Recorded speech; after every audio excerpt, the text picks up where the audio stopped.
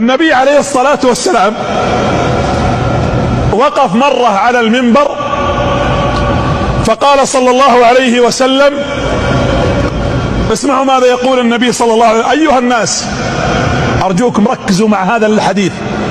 هذه الكلام قاله الرسول قبل موته ب3 ليالي.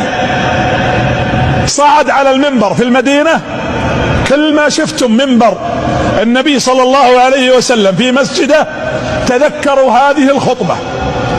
فقال: يا أيها الناس، إن موعدي معكم ليس في الدنيا، مو هنا، إن موعدي معكم هناك عند الحوض.